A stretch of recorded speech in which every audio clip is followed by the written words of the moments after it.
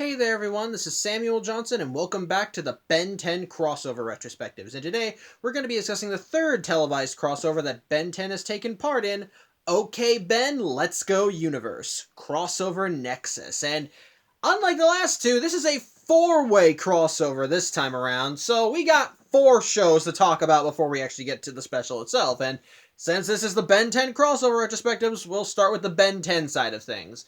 As such, for the Ben 10 series as represented in this crossover, we got the Ben 10 reboot. Now, I've talked about the reboot plenty of times in the past in previous videos, like my April Fool's vlog where I looked at the first episodes, or my vlog of Ben 10 versus the Universe. But so I'm not going to get into too much detail about the whole thing about the show, so I'll just give the basics. Essentially, it's a reboot of the original series. It has the same premise as the original series. Ben's 10 years old. He's on summer vacation with his grandfather and his cousin. They're road tripping around the country. First day of summer vacation, Ben finds the Omnitrix, transforms him into 10 heroes. Superhero hijinks ensue. Again, if you haven't seen those shows, I'll summarize my thoughts on. If you haven't seen my vlogs, I'll summarize my thoughts on the show right now. I see the creativity in it. I see it has potential, and there are aspects of it I do enjoy. But honestly, the reboot is not for me. I don't care for it. I think the story can be too rushed. I don't like what they did with Ben's character. It can be very hit or miss. It's just not for me. I'm not saying that you can't enjoy it. And like I said, there is creativity in there, and there are things about it I do appreciate. But it's clear that I'm no longer in the age demographic to enjoy this, and I'm just not interested. So sorry, but yeah. But whatever. Anyway, for the next show that we'll talk about, we'll actually talk about the show that is hosting this crossover, OKKO, Let's Be Heroes. Now, I didn't watch this show regularly when it was on the air, but I did see episodes of it every here and there. Essentially, the premise of OKKO is that the main character is a boy named, well, KO. He lives in a world where heroes are everything, where everybody has some kind of weird powers. They can use it for, and they can use them however they please. Some people use it for good, some for evil, and some are just kind of in between. And KO himself is a hero in training. He works at, I think, a bodega. Don't quote me on that. With two other characters who act as his friends, and the show is just essentially about the adventures they go on, the hijinks they get into, and the foes that they face. Again, I have not watched the show. I didn't watch the show regularly when it was on the air.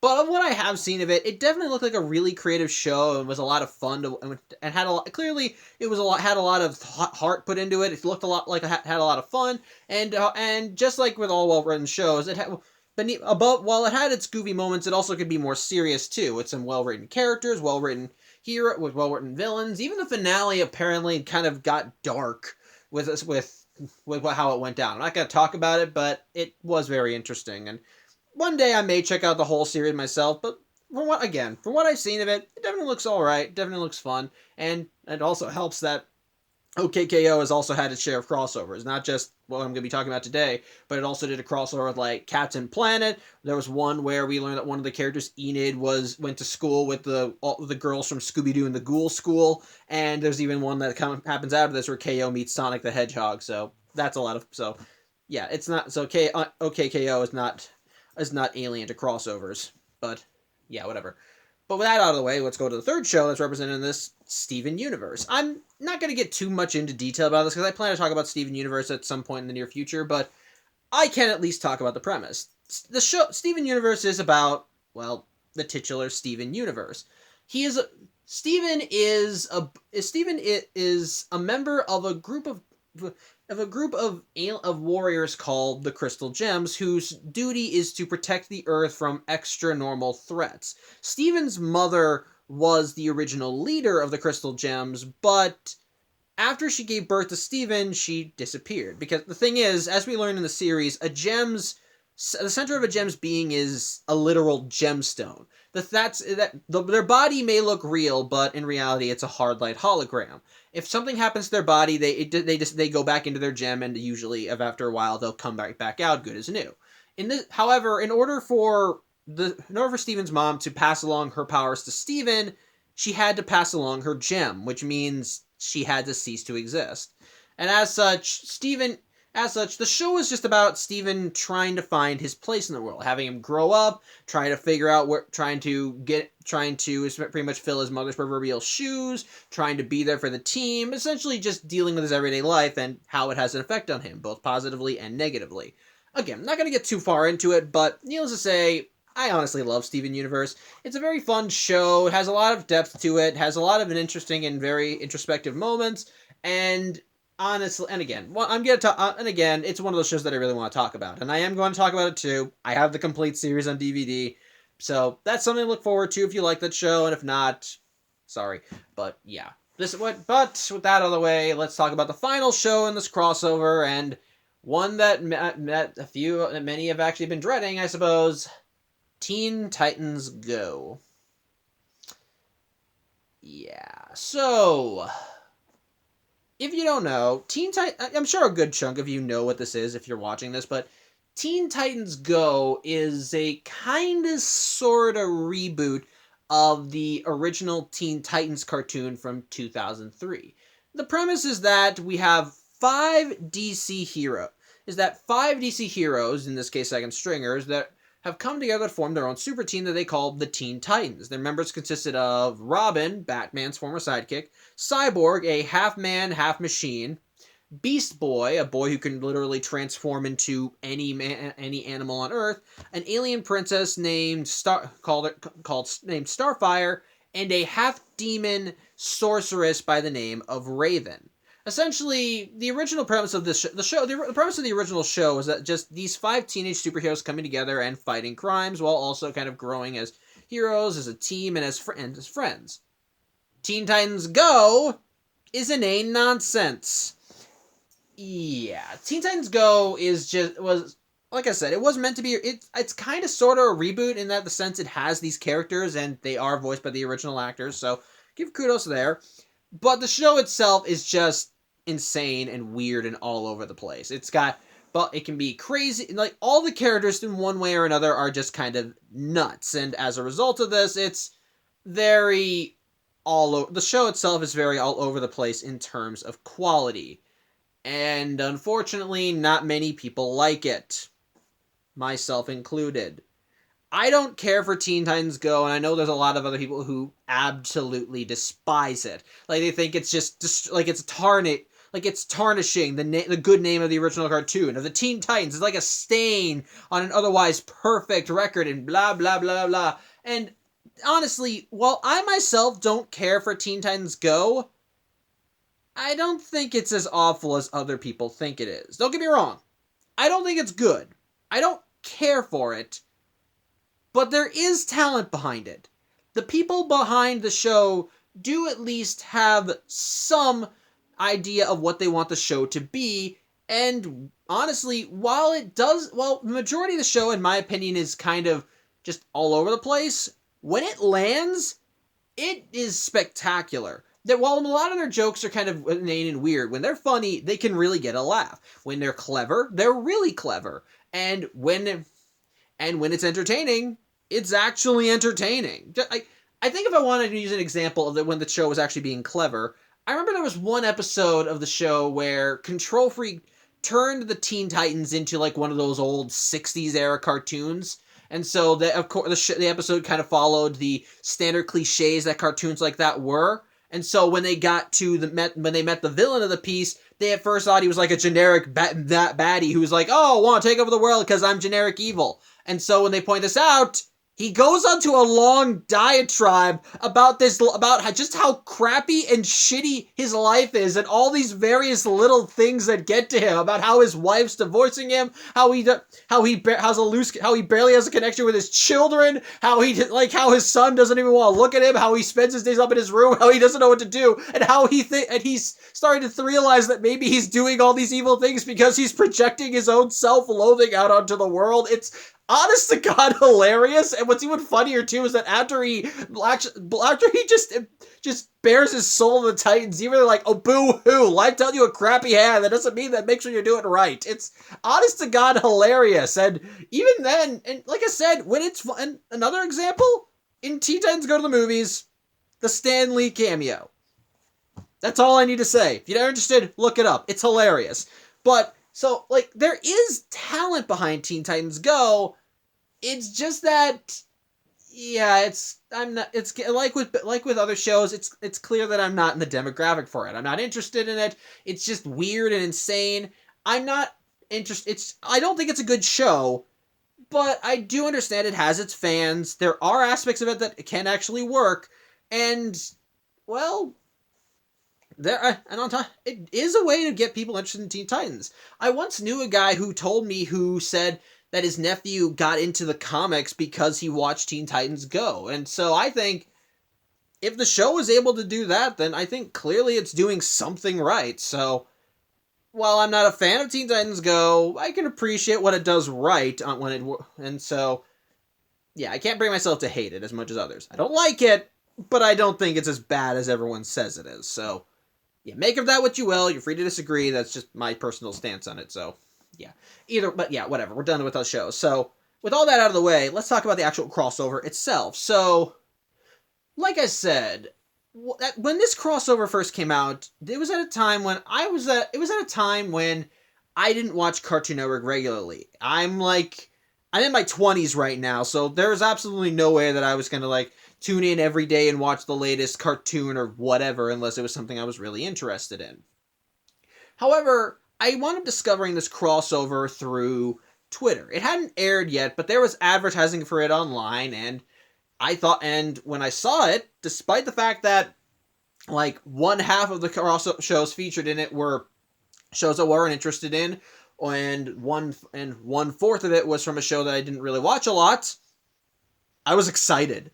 The instant I saw this, I thought, holy shit, I have to sit down and watch this. This was a show, even if it wasn't that great, I wanted to watch this just because I wanted to see this crossover happen.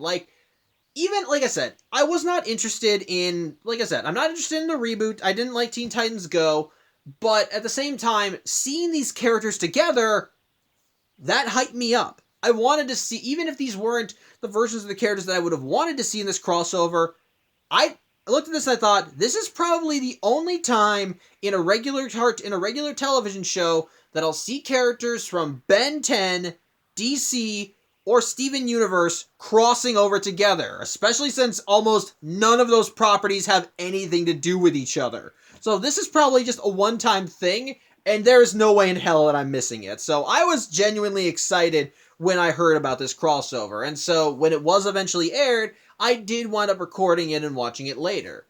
So, well, after all this time, do I think it's still worth watching? Is it still entertaining? Did it live up to the hype that I personally set up for it, or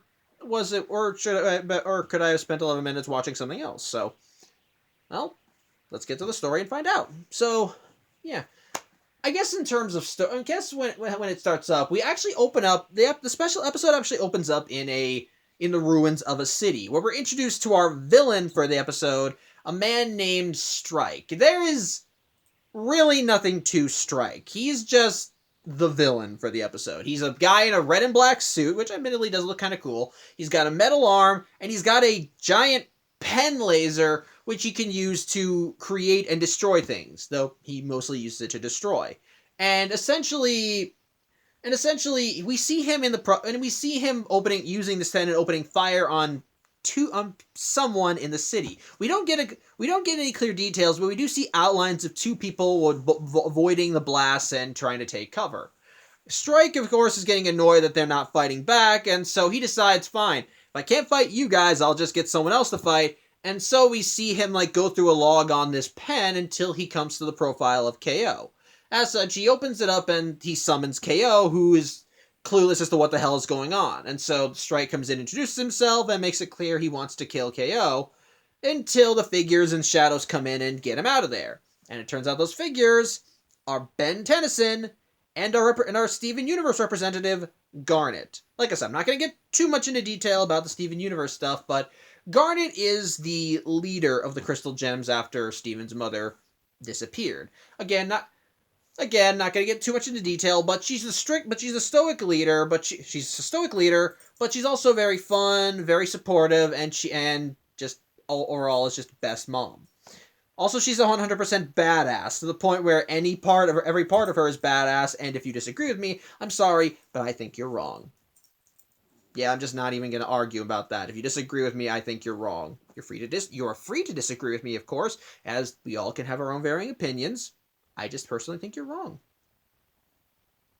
Okay, so after you're done with your angry comments, we come back with a special. Garnet and Ben introduce themselves to KO, and he's like awestruck because, like I said, in his world, their heroes are a big deal, and they even have these things called POW cards, and so he has no idea what they are. But as they're introducing themselves, Strike catches up to them, and so Ben and Garnet jump into action. With Ben, you going to the Omnitrix and transforming into forearms, while Garnet Garnet doesn't really have to transform; she just does her thing. Unfortunately, though, Strike's pen laser does manage to get them.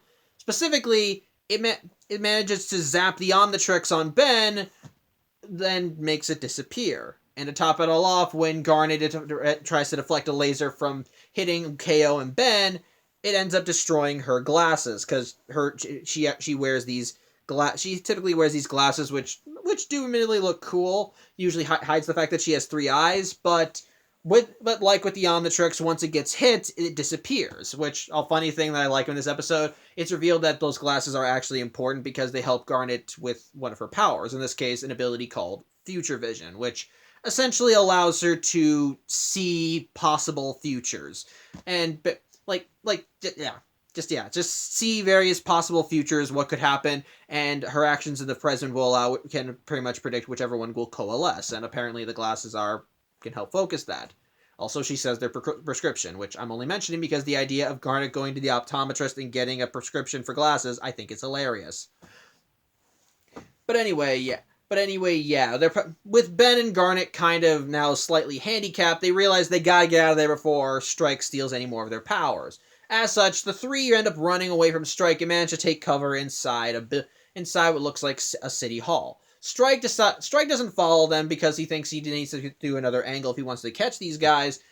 But once the group arrives in the city hall, they're greeted to a rather kind of gruesome sight. The entire building is filled... Sorry, my dog is over there and he's scratching himself, so you're going to hear jingling.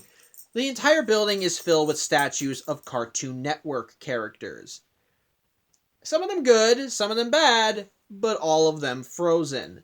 And the 3 are able to put together these are other quote-unquote heroes. Again, I use air quotes there because some of these people are bad guys. I saw Black Cat in there, for God's sake. But anyway, these are other heroes that Strike has summoned and subsequently defeated. As a result, this pretty much does make the group realize that this is what will happen to them if they can't beat him. And so they're kind of wondering, well, what can we do? How can we take this guy down? And at which point they hear a voice say, why don't you just go to his lair? As of course, the group is shocked because they have no idea who it is, and they soon find that there is one person in this building that isn't a statue, Raven. It turns out that while Strike managed to corner her in this building, and when he initially tried to blank her out, as they call it, or at least that's what I think they call it, she was able to use what was left of her powers to throw up a protection spell, which stopped her from being turned into a statue, but still kept her frozen. The group is able to get her free by knocking over the wall she was attached to, but just like with the rest of them, sans KO, she is also severely handicapped. Her powers have been severely nerfed to the point where the only bit of magic she can do is fly. The rest of her powers just gone. She can't. So as such, she's not really good with it. As such, she can't really do anything. As such, with Raven on their team, the group realizes that they probably should follow her advice and head to his lair. That if they can get there, they might be able to find a way to take him down and undo all the damage that Strike has caused. And it's also here we learn a bit more about Strike's backstory, and by extension, the backstory of the city. And a little detail that I absolutely love about this crossover, the city is Cartoon Network City. Like, if you have no idea what that is, once upon a time, one of the deals that Cartoon Network was doing for like their promos and their in-betweens and whatever was that they would have all of their cartoon characters existing in a 3-dimensional city side by side. There was never a show around it, but part of their promos during this period we're just having these characters from these different cartoons just existing in the city and interacting. Like, there was one promo where Johnny Bravo and Samurai Jack were at the laundromat and were just kind of having an awkward conversation with each other. And so there was another one where Professor Utonium got locked out of his car, and as a result, as he tried to find a way back in, all these different characters from different cartoons came and had their own little comments to say, complete with Ed from Ed, Ed and Eddie's going through his groceries and eating his food, to Dexter from Dexter's Laboratory just laughing at him for being locked out at all. Or one of my favorite ones, one where Ben missed the bullet train, tried to go accelerate to catch up to it, instead went wild mutt, and then when he banged his head into a pillar and transformed back, Frankie from Foz's Home for Imaginary Friends just called him Smooth. So, again, it was a lot of fun, and it was honestly one of my favorite eras in Cartoon Network. As such, to see that represented here and have that be the setting for the crossover, honestly, it kind of tickles the little fanboy in me. Although it also hurts at the fanboy a little, considering that they state that what happened to the city was that Strike came in and pretty much just wrecked the place for funsies. Just while people did rise up to try and fight him, they didn't stand a chance, and even after Strike conquered everything, he just wanted to keep going. Hence why he's been summoning heroes here. He gets nothing for it. This is just a good time for him, which in a way is kind of sick. But anyway, with all that out of the way, the group does head to his lair, and we do get some little minor character stuff with them kind of being goofy and interacting, including KO offering the "Okay Ben, let's go universe" tag for their little team. But it doesn't really last long before they reach their first obstacle, which in this case is a giant pit full of glowing red piranhas. Ultimately, they realize the best way to get over it is with flight, and since Raven is the only one here that can actually fly, they all just hold on to her legs while she flies over. While they do end up fighting off the red piranhas a bit, which in this case involves KO and Garnet fighting side by side to take them down, they do manage to get to the other side of the chasm and reach Strike's lair. Unfortunately, before they can get in, they're attacked by Strike in his pen, who they both corner him. Strike has not programmed the pen to kill them because he wants to do it himself, and so he decides to, in his own words, engage in an uninterruptible, overly long power-up sequence.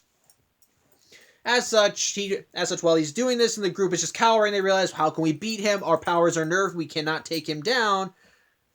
And I think someone mentioned something about a pen. I don't remember the exact dialogue, but that word is used, and when KO actually starts putting two and two together. Hold on a sec. Sorry, I thought my dog was going to do something. But yeah, like I said, KO ends up seeing the pen, and he's able to put two and two together, and he realizes that the pen is the key. As such, while Strike is doing the power-up, KO manages to make a jump for the pen because, like I said, the pen has been programmed to not kill them. So he's able to grab it, and he using the piranhas as a sighting, dry throat again, sorry. He thinks that if the pen was also designed to take powers, aka destroy, couldn't it be also used to create?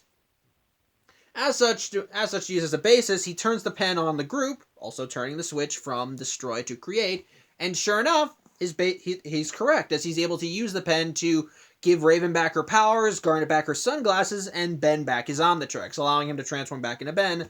Again, I'll get to that later. And so, with all their powers returned, the group decides, okay, let's start kicking ass. And so, once Strike has finished his power-up sequence and sees them out there, well, the ass-kicking immediately goes into effect, as Garnet's with her Future Vision, and Future Vision is able to counter all of his attacks and land some very serious blows with her gauntlets. Raven is able to use her powers to blast him, but the important thing about the battle is that when Ben tries to go alien to try and fight them, he ends up instead transforming into different Cartoon Network characters. And while he's confused about this, KO is able to figure out that the reason for this is because his new Omnitrix was made from the pen, which is connected to Strike's powers. And since Strike was connected to all these heroes to summon them, that means his Omnitrix is as well.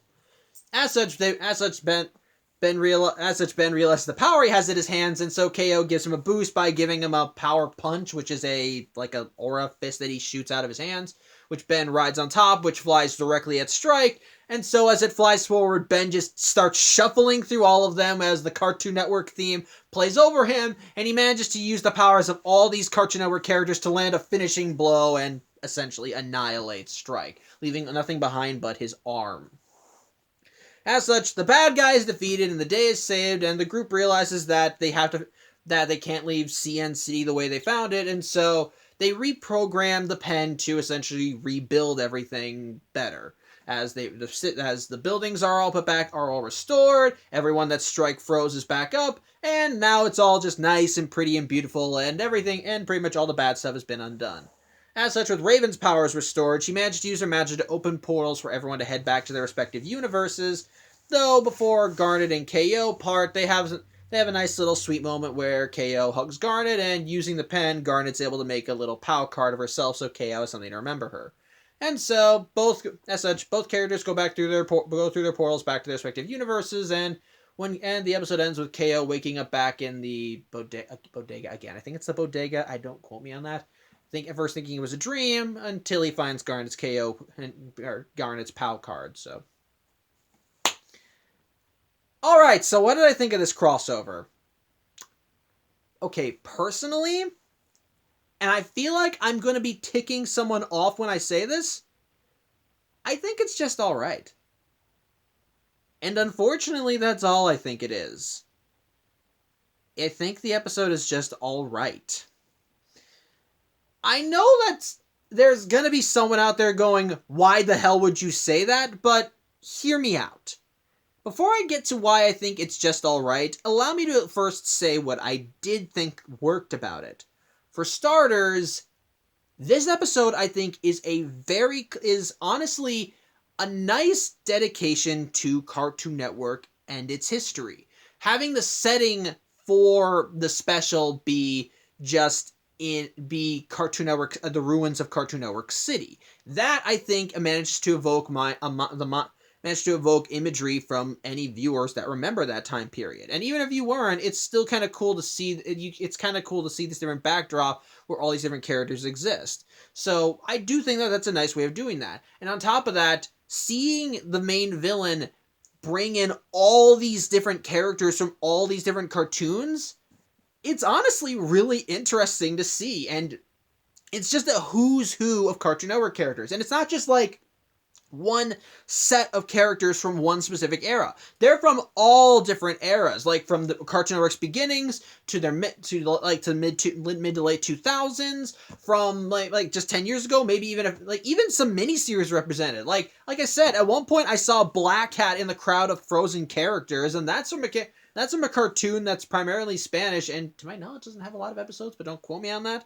Or even from miniseries. I remember seeing a character from one of the characters from Over the Garden Wall there, which I thought was horrifying since those characters were children. But then again, they went through some horrifying crap in that miniseries. So what am I gonna do?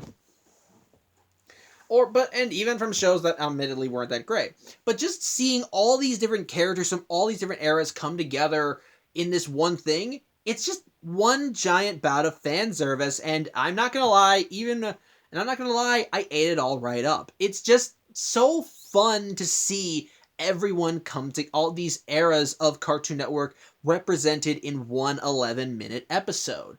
And so and it also helps too, just seeing them all represent. And even in the finale, when we see Ben using the Omnitrix to transform into all these characters to take down Strike. Because I thought that was actually really cool. Like, it wasn't just one hero that took Strike down. It was all of them. The combined might of all these different characters throughout Cartoon Network's history all pooled together into one finishing blow to take down the big bad.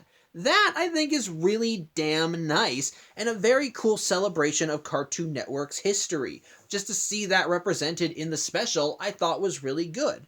On top of that, it is cool, and on top of that, while all those characters are mostly there for the background, for the characters we do have, they're also really nice. Like I mentioned, Garnet is best mom, and seeing her act as kind of the mother figure of the group, I think it works. She definitely still fits the leader. She definitely fits the leader quota for this team, like she does with the Crystal Gems. And she's the one that keeps them on track, is very serious, and watches out for them. Ben, of course, is the goofball. He's the one. He's kind of hyperactive. Kind of goes at his own pace and is also slightly annoying. Raven is the serious one who also acts as the brains of the group, which again represents her regular dynamic in the Titans.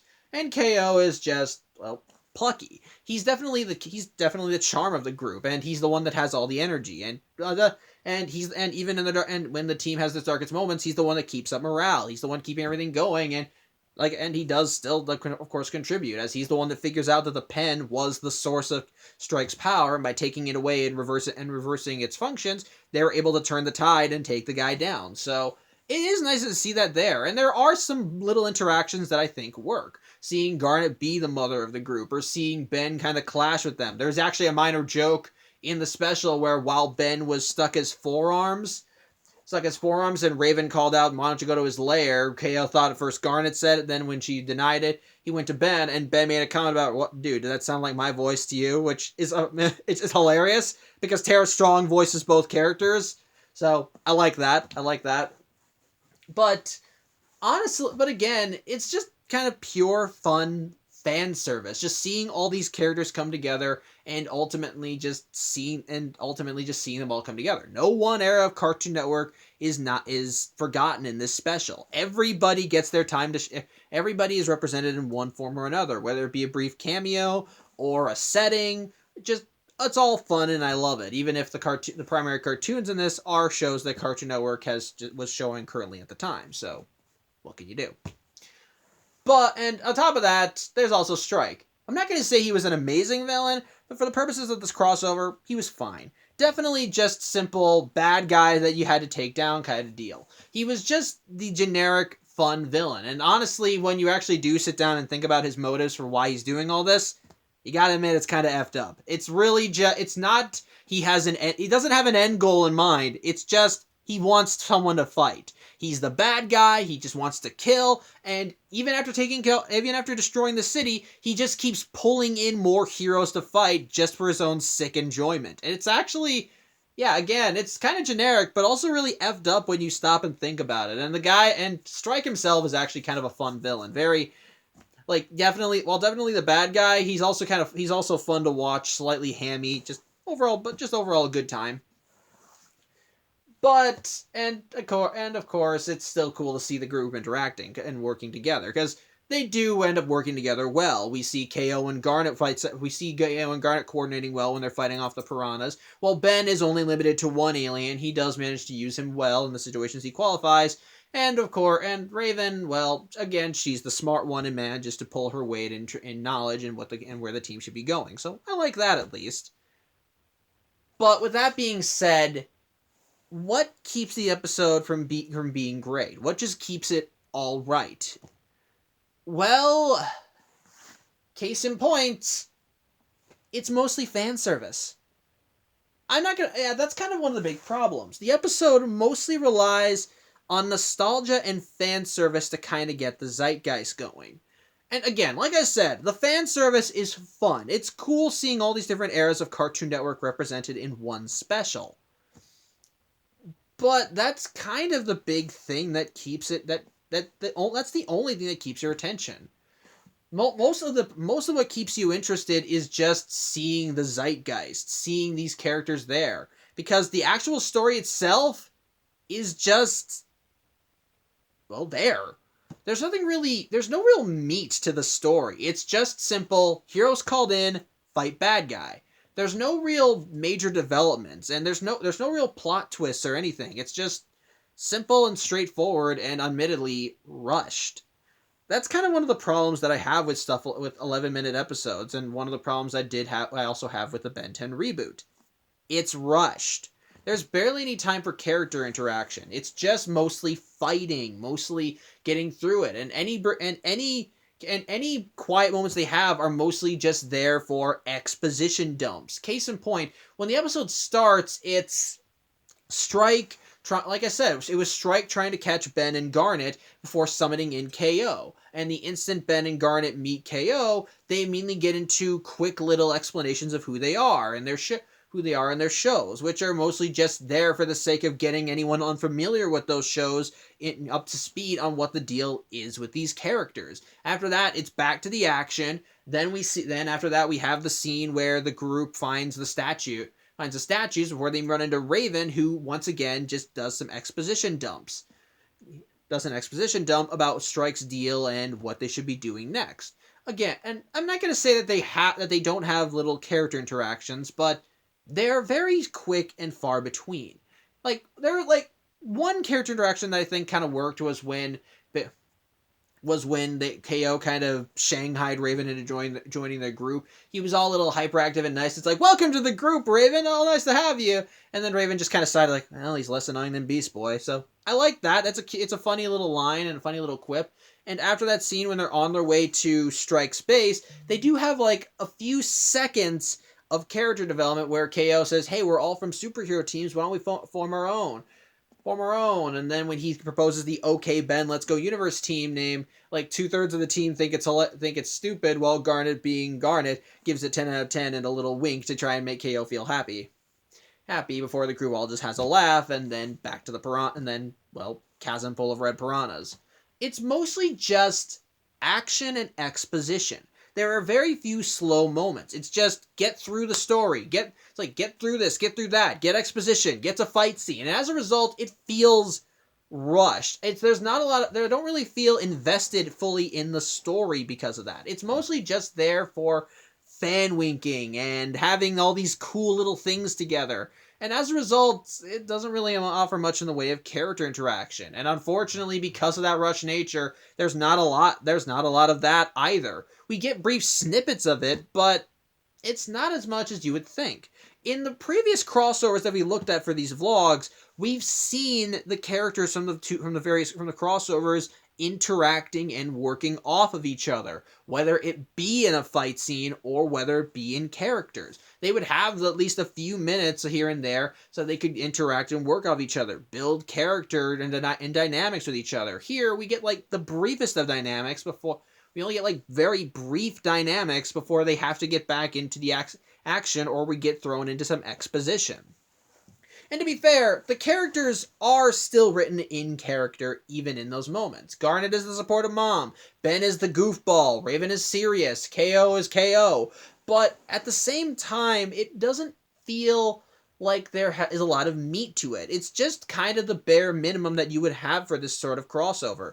Characters come together, fight bad guy, have big climax battle, happy ending. And unfortunately, that doesn't really do much to grab me. Even when I watched it for these vlogs, when the episode was over, I just thought to myself, well, that happened. And unfortunately, that's kind of the big case. The big draw for the crossover is just the crossover itself. And to be fair, it is really cool, again, to see all these characters interacting and working off each other. And again, give Strike credit. He is a legitimate enough threat to have all these heroes have to work together, since he's the one that summoned them there, and if they want to go home, they need to take him down. But again, it's just kind of the bare bones minimum that you would have with crossovers like this. Characters interact. Maybe have some funny character maybe have their personalities have little interactions with one another. Have action. Come together. It's just bare bones stuff and not a lot of meat to it. There's even TGIS just had more meat to it. We had character interactions between Argost and Dr. Animo that were a lot of fun. We had Zack and Ben working off each other and seeing how their personalities be more fleshed out against each other. In Ben 10 Generator X Heroes United, we saw Ben and Rex's personalities work off each other, and in a fight scene how they could coordinate and work with each other despite their different power sets. Here, it's just things move a lot more quickly, and as a result, they don't feel as fleshed out as they should. It feels like we should have more character moments between these guys. We could have had more character moments like this. We could have had KO talking to them about their respective situations. Maybe KO could talk to Garnet and learn more about her situation with Steven Universe. Or maybe we could maybe have Garnet have moments like with the kid characters in the group, and because KO and Ben are kid superheroes, and she could say, "You guys remind me of someone I know," which would go back to Steven, and she could offer some words of advice because Garnet can do stuff like that. She has done stuff like that in her own show, or maybe just have Raven just look at maybe have Raven have a moment where she sees the group and it reminds her of her friends, and then she's like, I actually do miss those goofballs. Like, again, we could have had more moments like that. And I guess maybe a potential problem for this was that it was because it was an 11-minute episode. So I feel that could have easily hampered it down and had to rush things along to get to what we wanted to get for a crossover. But as a consequence of that, it feels just very bare bones. Like, what do you need for a crossover? These characters coming together. Okay, then we'll give you that. And that's it. And as a result, it doesn't feel as in-depth as a crossover should, as an episode should, as a story should. I didn't hate it. It was still fun to watch. The fan winking and the fan service for all of Cartoon Network's history was enough to keep me entertained. But take away all that fan service and take away all the fan service and everything else, and you're just kind of left with a bare bones minimum crossover, with not a lot of character interaction, not a lot of relationships built, not a lot of team dynamics showcased. It's an ultimate, and as a result, it's just all right. It's got fun action. It's got fun action. The characters are written in character. It can have some good humor. The villain is entertaining to watch, but the story is just kind of lackluster, basic, and just kind of by the bones and just kind of note for note what you would expect from a crossover. Nothing really too big or expansive, just there. It's just there, and as a result, the special feels kind of hollow. Not so hollow that I think it'd be bad, because honestly, if you're interested in it, go right ahead. It's still a fun celebration of Cartoon Network's history, and at the end of the day, crossovers are meant to be fun. So I guess it succeeded in that. But as an episode on its own merits, it feels like it was lacking in some areas. Doesn't mean it's bad, but yeah, it just feels like it could have been more. So yeah, I'm sorry if I pissed you off. Like I said, I did like it. It's just that it felt like it just felt like it should have had more to it. But ultimately, this is my opinion, and you are free to disagree with me. If you do want to express why you like it and what you think was better about it, you can post it in the comments. Just remember to be respectful. And again, apologies if I made you angry at what was not my case. I'm just here to state my opinion. So, yeah, there you go. So, yeah, that's about it. Thank you for watching. I'm Samuel Johnson, and tune in next week as we wrap up the Ben 10 crossover retrospectives, and we once again see Ben 10 crossing over with with another series that we've actually seen before in these vlogs, in Ben Gen 10.